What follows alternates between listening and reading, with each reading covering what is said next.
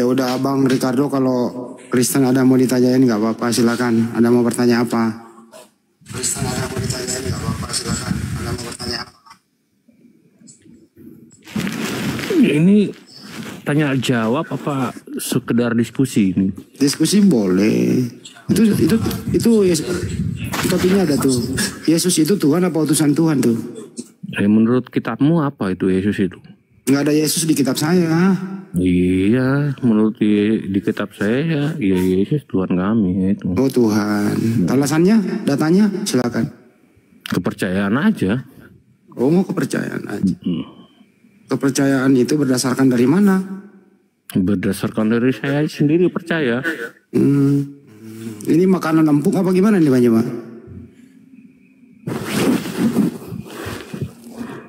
Manusia tanpa kepala mana ada makanan empuk. Orang tak fungsikan kepala, otak, dikasih otak nggak dipakai, gimana ceritanya? Ini pasien rumah sakit jiwa ini yang kayak gini-gini. Ya kita ya orang sakit jiwa. Sama seperti Markus 5 berarti ya, orang gila yang menyembah Yesus. Begitu selesai gilanya sudah waras, tidak nyembah Yesus lagi. Waras dari mana? Itu di Markus 5. Setelah orang gila itu waras, dia nggak nyembah Yesus, berhenti dia. Terus? Berarti kalau hari ini ada orang yang menyembah Yesus, berarti dia termasuk gila. Nggak apa-apa lah, gila nggak apa-apa juga loh, masuk gitu. Ya itulah bagus lah.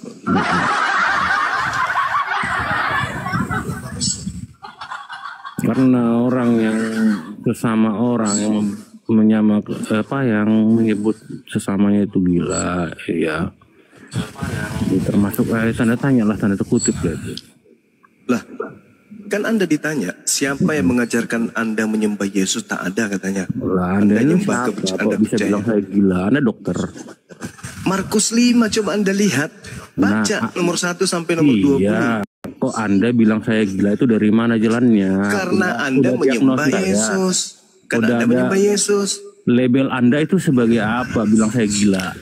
Coba Anda baca Markus 1, Markus 5 nomor 1 sampai 20. Markus 5 itu bilang saya gila. Iya, orang yang menyembah Yesus itu gila. Apa dia? Iya, baca Markus 5. Siapa yang nulis itu Markus itu? Ya entahlah. Lu Anda sendiri nggak tahu kok bisa bilang gila. Ya Anda tahu nggak siapa Markus ini siapa? Anda sendiri tahu nggak? Markus ini. Anda siapa? Yang tadi, kamu itu yang dari tadi bilang Markus. Anda yang punya kitab, Anda mengimani tulisannya, karangannya, Anda pula yang nggak tahu. Lu kan lucu. Saya yang punya kitab kok, kamu yang justru karena itu saya tanya, Markus ini siapa? Markus ini siapa? Lu. Kamu tuh ibarat orang luar jadi kelakar, sosok tahu rumah tangga saya, bawa kitab saya. Ya saya nggak tahu siapa Markus itu. Markus saya nggak tahu siapa Markus itu. Saya tanya sama kamu yang punya rumah tangga. Markus kalau kamu nggak tahu ya, Markus. Makanya kalau begitu simpan kitabmu di kulkas, jangan kau sebarkan kemana-mana. Iyalah, bicarakanlah kitabmu. Karena kitabmu itu racun akal, kitab kau itu racun. Biar saya bisa tertarik dengan kitabmu, promosikan kitabmu, jangan bahas kitabku. Nggak perlu. Kitab saya itu sudah disampaikan melalui toa, masjid sudah menggambarkan tentang Al-Quran. Ya, tinggal ada nggak perangkat di dalam otakmu untuk menangkap isi Quran. Sedangkan Bible aja, Markus kamu tidak kenal. Bagaimana mau paham Al-Quran?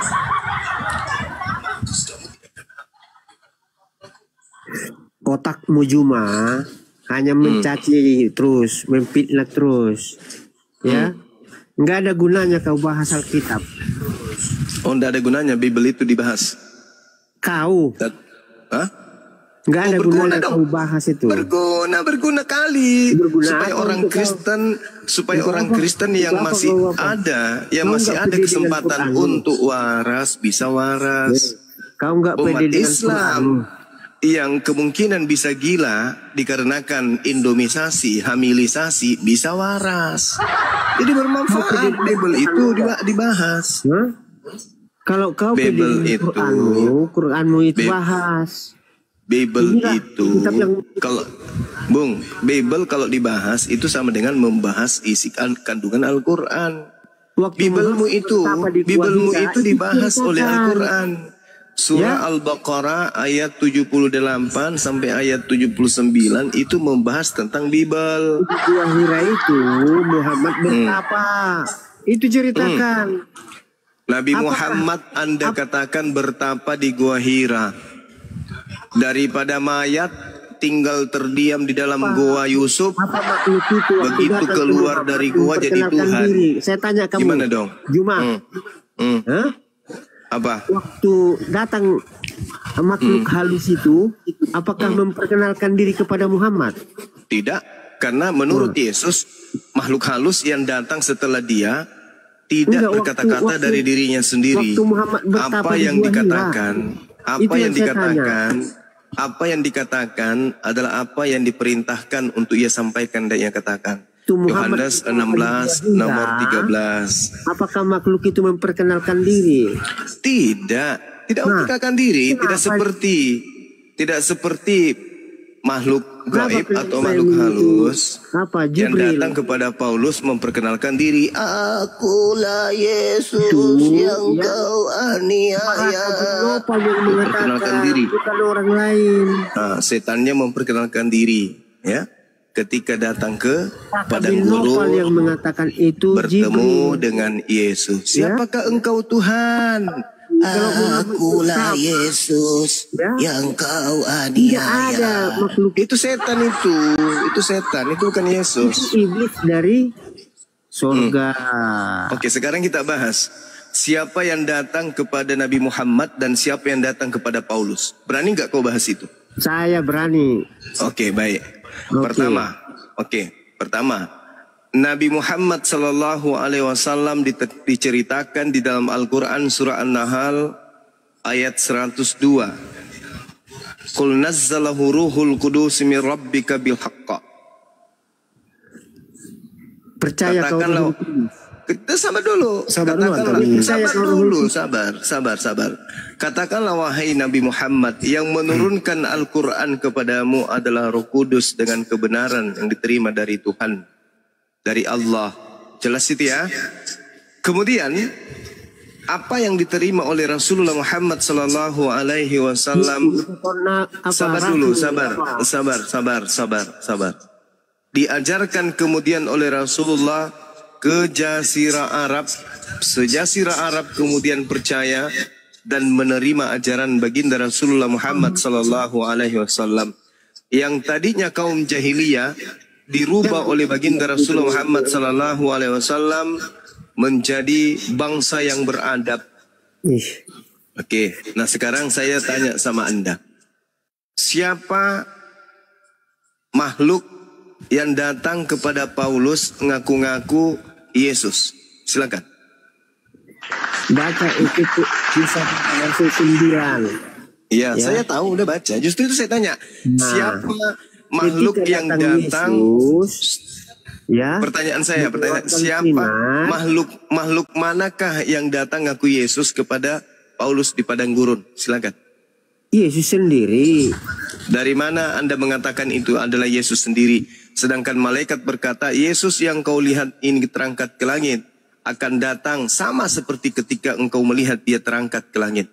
Berarti dia datang dengan dagingnya. Sedangkan yang datang kepada Paulus hanya suara. Akulah Yesus yang kau aniaya. Bagaimana Anda bisa mengatakan itu adalah Yesus sementara di situ tidak ada jasadnya, Yesus tidak ada dagingnya? Yesus punya kuasa, Yesus punya mujizat. Ya, dia datang kembali. Dari mana Anda tahu itu adalah Yesus? Iya, saksi-saksinya ada. Siapa? Sebutkan satu saksi. Siapa? Saksi-saksinya sebutkan namanya. ada. Siapa namanya?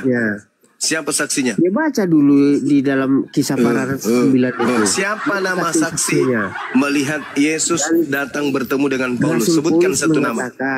Ya. Kenapa engkau siksa aku, Paulus? Aku tidak menyiksa kau, Tuhan. Langsung dia bilang gitu. Dari mana kamu tahu itu adalah Yesus? Dari banyak saksi-saksinya di situ. Itu kedatangan Yesus yang keberapa? Rasul Paulus juga mengatakan itu Yesus. Ya, itu kedatangan Yesus yang keberapa? kok kedatangan? Dia menunjukkan diri karena Yesus tidak mau umat-umatnya dia apa? Kutanya lagi, Yesus datang kedua kalinya nanti kapan? Itu nggak ada dikasih tahu tanggal dan bulannya. Iya. Tapi kedatangannya yang kedua apa sudah datang atau belum? Ya. Berjaga-jagalah secara massal. Kedatangannya yang kedua apakah sudah datang atau belum? Belum datang. Belum. Tepuk tangan, belum. Berarti yang datang kepada Paulus siapa? Ya Yesus. Ya. Lu ketawa mulutmu itu jawer. Kedatangan yang kedua belum. Kedatangan yang kedua belum. Betul? Iya. Kedatangan yang pertama kapan? Secara massal.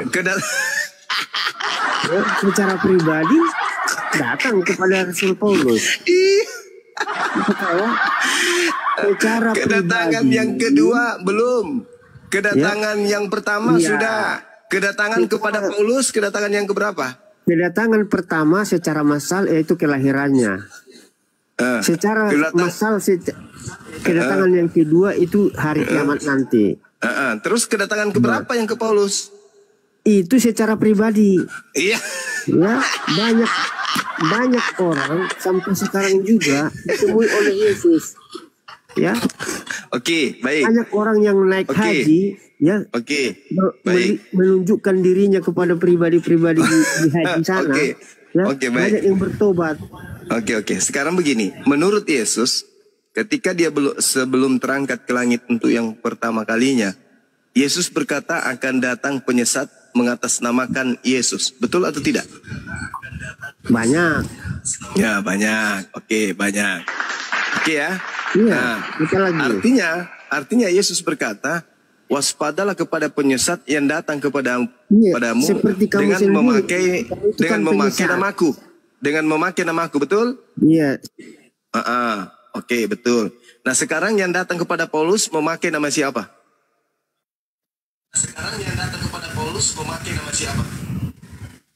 Meow. Seperti kau itu penyesat. Ya? Jadi, saya tidak pernah mengaku bertemu Yesus, tidak pernah. Tidak pernah. Penyesat itu Alkitab kan? Penyesat itu datang mengaku bertemu dengan Yesus. Kan? Penyesatnya itu ngaku-ngaku Yesus. Kamu nggak pede dengan kitabmu, nggak usah bahas. Mulai nangis. Mulai nangis. Yesus datang kedua kalinya nanti di akhir zaman. Berarti yang datang kepada Paulus ini bukan Yesus. Yesus yang datang. Nah, kalau Yesus yang datang, kalau Yesus yang datang, pesan Yesus kepada dengar, pesan Yesus kepada muridnya di dalam hasil penyelidikan Lukas 21 nomor 8, waspadalah kepada setan yang datang kepadamu dengan memakai namaku. Berarti ada setan yang datang setelah Yesus dengan memakai nama Yesus. Bung. Ada setan dengan Bung. Ya? Lukas 21 nomor 8 menurut Yesus sama seperti siapa nanti Agustan kau mati. Bung, begini Bung. Menurut Yesus dia mengatakan kepada muridnya yang asli, waspadalah kepada iblis yang datang kepadamu dengan memakai nama Yesus dan berkata akulah dia.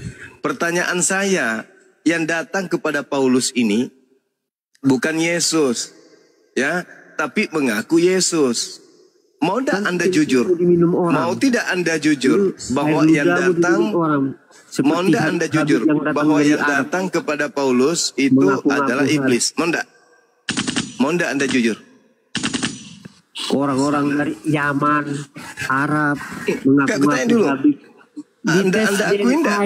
Bukan keturunan Muhammad. Anda akui tidak bahwa kekuatan yang dibawa oleh Paulus itu adalah kekuatan iblis? Anda akui tidak? Dia puja orang kau itu. Wah. Mulai ngau. Lain dibahas, lain ditanya. Anda akui tidak bahwa pada diri iblis, pada diri Paulus itu bersarang kekuatan iblis. Anda akui tidak? Iya, waktu di Muhammad di Gua Hira itu iblis yang Iya. Sekali lagi ku tanya, sekali lagi. Coba. Sekali lagi ku tanya. Saya tanya kamu. Anda akui tidak? Semua. Anda akui tidak bahwa yang datang kepada Paulus itu adalah iblis dan pengaruhnya sangat dahsyat? Anda akui tidak? Apa bukti pengaruhnya sangat dahsyat? Paulus bisa mendoktrin 13 buku. Paulus bisa mendoktrin 13 kitab kepada orang-orang Kristen.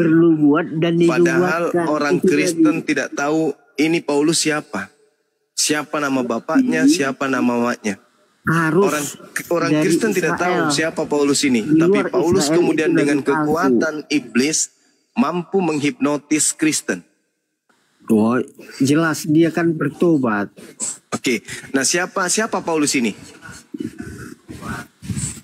Kau nggak tahu siapa Paulus? Baca Alkitab. Apa yang dibaca? Apa? Jelas siapa di Paulus? situ dikatakan. Ya. Apa itu? Dia pasukan dari Sanhedrin. Iya. Ya. Jadi pembunuh umat Tuhan tadinya, tetapi Yesus datang. Ya. Iya. Buroncong. Asal ngomong. Dia matanya buka dan di situ dia bertobat. Toloi. Labeleng labaga gimpe ulu asal ngomong lah gimpe. Inilah korban gereja kayak gini. Bicara asal ngomong, asal ada suara keluar kayak pantat ayam goyang-goyang aja terus mulutmu itu. Bisa nggak Anda berbicara pakai data ilmiah? Goblok.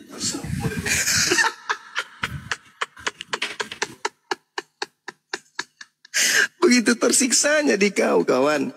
Kenapa nggak berani bahas Bible? Anda harusnya berbicara pakai data Bible. Bukankah firman Tuhan Bible itu? Kenapa nggak berani Anda ngomong?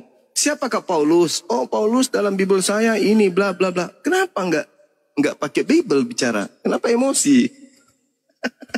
Pertanyaan saya sederhana. Kekuatan apa yang datang kepada Paulus sampai Paulus itu bisa kemudian mempengaruhi Barat? Padahal kalian tidak tahu siapa ini Paulus, bapaknya siapa, emaknya siapa, kok kalian bisa gitu loh, percaya aja kepada dia. Subhanallah. Katanya orang Yahudi, orang Farisi katanya, dari keturunan Benyamin. Lah mana pendukungnya dari Yahudi, keturunan Benyamin, ada nggak? Nggak ada. Kalau baginda Rasulullah Muhammad SAW, sejazirah Arab, musuh-musuhnya takluk tunduk kepadanya. Menjadi pengikutnya sejazirah Arab itu. Nah Paulus di mana pengikutnya? Se-Palestina, se-Yerusalem. Nenekmu kiper, mana ada? Pengikut Paulus itu cuma Barat, pemakan babi, pemakan anjing, pemakan monyet, orang tidak bersunat, ya, penyuka sesama sejenis. Itu pengikut Paulus itu yang percaya kepada Paulus. Orang Yahudi ada nggak? Umat Yahudi ada nggak? Keturunan Yakub ada nggak percaya kepada Paulus? Nggak ada. Yang percaya hanya orang-orang Barat, pemakan babi.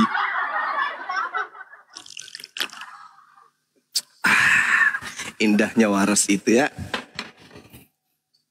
Allahu Akbar. Ayo, Nek, pasien berikutnya. Coba sedikit-sedikit bicara kebenaran itu pakai data. Jangan cuma asumsi dan emosi. Ya, santai. Izin Gurunda, ini ada Bang Optimis. Ricardo, selamat malam, Optimis. Selamat malam, Optimis. Ya, kalau tidak ada data, mending ikuti pendeta. Cara pendeta itu bagus. Nanti dia bersuara, pendeta itu bersuara nanti hari Minggu. Tapi kalau hari Senin, Selasa, Rabu, Kamis, Jumat, Sabtu, ketika kebenaran disampaikan, pendeta sembunyi. Ikuti itu. Ya, ikuti aja itu. Sembunyi. Nah, itu bagus. Cara pendeta itu bagus. Nanti dia muncul kalau hari Minggu. Itu pun kalau mau pungut perpuluhan baru nongol. Itu pun nongolnya cuma depan jemaat. Jemaat yang kerjanya cuma manggut-manggut aja. Iya Bapak. Iya Pastor. Iya Romo. Yang bikin kuburan jong. Kan gitu. Allahu Akbar. Masya Allah. Aduh, tutup gereja kalau begini lama-lama. Ayo teman. Bukankah amanat agung diperintahkan kemudian di dalam Bible, beritakanlah Injil kepada seluruh makhluk. Ayo, beritakan Bible itu kepada kami. Silakan, kami ingin dengar. Ayo. Apa yang Yesus katakan dan ajarkan tentang Paulus? Ayo, beritakan Injil ke kami. Silakan. Ada enggak Yesus membahas tentang Paulus di dalam Bible kalian? Ayo, ingin dengar kami. Silakan. 1, 2, tidak. Ayo. Injilin kami dong. Ini sudah hampir 2.000 orang di TikTok. Yang di YouTube juga udah 500-an, hampir 600-an di tempat saya di YouTube. Oke. Dan saya berharap kemudian Anda bisa melakukan penginjilan di sini. Beritakanlah Injil kepada seluruh umat Islam. Ayo, beritakan coba. Coba saudara beritakan penginjilan Yesus tentang kerasulan Paulus. Silakan. Jangan beritakan Paulus menurut Paulus, tapi beritakan Paulus menurut Yesus. Kami ingin dengarkan, silakan.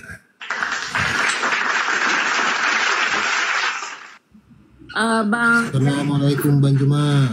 Mohon maaf, ini Bang Ferry. Ya. Ya, tolong sematkan komen saya ya Bang ya. Iya, waalaikumsalam. Silakan Ukti. Apa yang ingin disampaikan? Ukti Mailani. Bukan. Enggak saya. Bang Ferry tolong sematkan komen saya ya, jazakallah. Lanjut Bang Suma.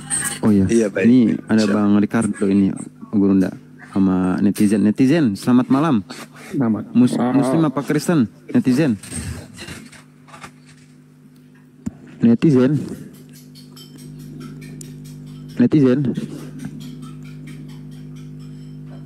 Halo netizen, selamat malam. Muslim apa Kristen? Muslim apa Kristen Bang? Nah kan dia malah bisik-bisik. Iya, sama seperti makhluk yang datang kepada Paulus. Akulah Yesus yang kau aniaya.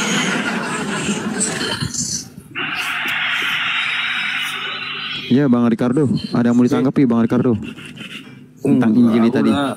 Lagi lihat Bang Jim lagi, udah merasa kayak mendengarkan Injil karena dia paling paham. Oh, udah takut duluan. Tinggal aku ambil sisi baiknya aja. Bagus. Sisi baiknya itu ketika berbicara mengenai penginjilan Yesus, tidak ada sedikit pun sentuhan kebenaran terkait dengan kerasulan Paulus itu, kecuali ketika Yesus berpesan kepada muridnya Bani Israel agar waspada kepada Paulus, itu aja. Udah Bang, ceritakan lagi lah tentang Alkitab itu, biar lebih paham aku tentang Alkitab. Ya, jadi yang orang Kristen sebut Alkitab itu adalah berita yang disusun kemudian oleh para pewarta, asisten Paulus. Asisten Paulus yang menulis itu ada 2 yang sampai di Indonesia. Yang pertama Lukas, yang kedua adalah Markus. Ini adalah tangan kiri kanannya Paulus. Iya Bang. Dan kedua penulis ini, Lukas dan juga Markus, itu tidak dikenal oleh Yesus. Yesus pada saat menjadi rabi, menjadi nabi, menjadi Mesias bagi Bani Israel, tidak pernah sedikit pun menyentuh pengajaran tentang Lukas, Markus, kemudian Paulus. 3 sekawan ini adalah orang yang ngarang cerita tentang Yesus berdasarkan hasil penyelidikan dan juga berita-berita yang didengarkan dari orang-orang lain. Seperti itu. Jadi Alkitab sengaja kata ini diambil oleh gereja untuk menutupi surat kabar yang berasal dari barat yang disebut Perjanjian Baru. Supaya dianggap bahwa surat kabar ini firman Tuhan, maka di Indonesia disebutlah Alkitab. Padahal Alkitab itu adalah nama lain daripada kitab sucinya umat Islam, yaitu Al-Quran. Nah, Kristen Barat ingin menutupi surat kabar ini seakan-akan firman Tuhan. Maka gospel disebut dengan sebutan Alkitab, biar mirip-mirip Al-Quran. Seperti itu, Bung. Jadi tentang 12 murid Yesus itu gimana lagi tuh, Bang? Nah, murid Yesus itu tak ada yang menulis. Murid-murid Yesus itu tak ada yang menghafal. Jadi ketika Yesus ini diselamatkan oleh Allah, terangkat ke langit karena ingin dibunuh oleh orang Yahudi, Romawi atas perintah Yahudi. Ya murid-muridnya nggak ada yang kemudian menulis, tak ada kemudian yang menghafal Bible, Injil, tak ada. Ya itu juga tertulis sih, cuma kan di Alkitab juga nggak ada memang yang mengakui karena takut kan gitu. Ya bukan karena takut, karena memang tak ada perintah. Tak ada perintah dari Yesus, tulislah, hafallah, tak ada. Jadi Yesus itu hanya melakukan penginjilan. Setelah melakukan penginjilan, ya Anda percaya silakan, Anda beriman. Anda tidak percaya ya tidak apa-apa, silakan. Jadi Yesus kalau, tidak memaksakan kemudian. Jadi kalau yang beriman itu gimana lagi tuh ceritanya tuh? Kan ada, ada Bang Juma, coba aku dengar ya. Coba kan ada kayak apa ya? Aku udah pernah masuk Tahis Jehovah itu. Saksi yang dibilang apa?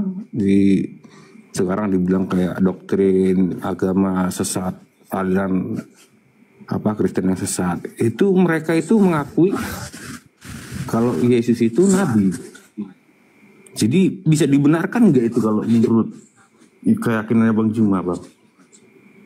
Oh, enggak lagi. Beda lagi, Bang, itu. Enggak bisa lagi dibenarkan karena kan Yesus mengatakan jika hidup keagamaanmu tidak lebih baik dari ahli Taurat, kamu tidak akan bisa masuk ke dalam surga. Saksi Yehova ini ingin menyamakan diri mereka dengan ahli Taurat. Kalau tidak melebihi dari ahli Taurat, tak bisa masuk surga. Kalau hanya ingin menyamakan diri dengan ahli Taurat, tak bisa masuk surga. Harus melebihi. Makanya Yesus berpesan, jika ia datang, yaitu roh kebenaran, dialah yang akan mengajarkan engkau segala kebenaran, keadilan, dan penginsapan dunia akan dosa. Kerajaan Allah akan diambil daripadamu dan akan diberikan kepada bangsa yang akan menghasilkan buah kerajaan itu. Dia tak ada lagi itu ajaran-ajaran Yesus atau pengikut Yesus itu tak ada. Sedangkan saksi Yehova ini hanya menjilat kitabnya orang Kristen, Protestan. Sedangkan Protestan juga menjilat dari kitabnya Katolik. Sedangkan Katolik menjilat kitab terjemahan miliknya Yahudi. Ya tak ada yang benar. Unsur itu nggak ada. Di luar Bani Israel tak ada yang benar. Bani Israel aja dikutuk. Oleh Yesus mengatakan mereka ini adalah keturunan ular beludak. Dan orang di luar daripada Yesus disebut sebagai guguk, pemakan sampah. Jadi tak ada kebenaran. Lalu solusinya gimana? Ya sederhana. Yesus mengaku hanya diutus kepada Bani Israel saja. Musa begitu juga adanya. Daud, Salomo demikian juga adanya. Lalu siapa nabi yang diutus oleh pencipta langit dan bumi untuk seluruh umat manusia? Tak lain dan tak bukan adalah baginda Rasulullah Muhammad Sallallahu Alaihi Wasallam. Tapi apakah tidak ada, Bang Juma? Kita kan sebagai ini kan kita berbicara